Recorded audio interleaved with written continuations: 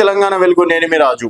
Peddi cinema విషయంలో మాత్రం చాలా వరకు విమర్శలకు కావచ్చు, తర్వాత మెగా ఫ్యామిలీ పడనోలు కావచ్చు, రామ్ చరణ్ అంటే ఇష్టం లేకపోవడం కావచ్చు, లేకపోతే పెద్ది సినిమాని అడ్డుకునే ప్రయత్నం చేయొచ్చు. ఎవరేం చేసినా కూడా పెద్ది సినిమా ప్రపంచాన్ని మాత్రం ఆపలేకపోతున్నారు. ఒకటి కాదు, రెండు కాదు, ఏకంగా 6 రోజుల్లో ప్రపంచవ్యాప్తంగా 332.1 కోట్లకు పైసా గ్రాస్ వసూళ్లు సాధించినట్లు మూవీ టీం ప్రకటించడం అనేది జరిగింది. 6వ రోజు కూడా దాదాపుగా 17.1 కోట్లకి పైగా వచ్చాయి.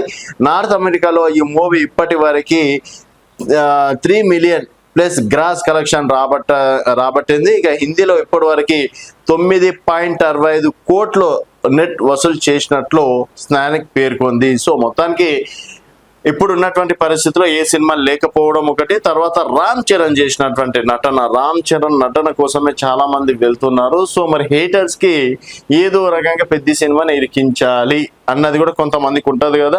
సో వాళ్ళు ఏం తీసుకొచ్చారు, జాహ్నవి కపూర్ క్యారెక్టర్ ని తీసుకొచ్చారు. సో ఇక్కడ మొత్తానికి అశ్లీకంగా చూపించారు, తన క్యారెక్టర్ ని బ్యాడ్ చేశారు. ఒక హీరోయిన్ అసలు ఆ క్యారెక్టర్ ఒప్పుకోవాల్సింది కాదు, ఈ విధంగా ఒప్పుకుంది అని చెప్పేసి దాదాపుగా 5-6 రోజుల నుంచి ఇదే రచ్చ నడుస్తుంది. ఈ రచ్చ తప్ప పెద్ద సినిమాలో ఈ లోటుపాట్లు ఉన్నాయని చెప్పేసి చెప్పడానికి ఏం లేదు.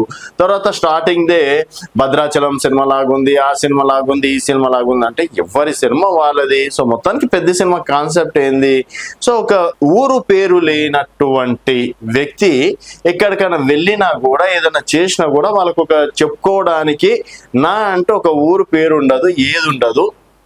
సో ఎలాగైనా సరే ప్రపంచవ్యాప్తంగా, దేశవ్యాప్తంగా తన ఊరేంటో చెప్పాలని చెప్పేసి ప్రయత్నిస్తుంటాడు. ఇక్కడ చిన్నపిల్లలు కూడా ఇన్స్పిరేషన్ గా తీసుకోవచ్చు. స్పోర్ట్స్ మ్యాన్ గా, తర్వాత ఊరు కోసం రామ్ చరణ్ పడే తపన కావచ్చు, ఊరి కోసం ఏదో చెయ్యాలి అనే కాన్సెప్ట్ కావచ్చు, ఇవన్నీ డెఫినెట్ గా కూడా చిన్నపిల్లల నుంచి పెద్దవారికి ప్రతి ఒక్కరికి ఇన్స్పిరేషన్ స్టోరీ. ఇదేదో బూతు సినిమా కాదు.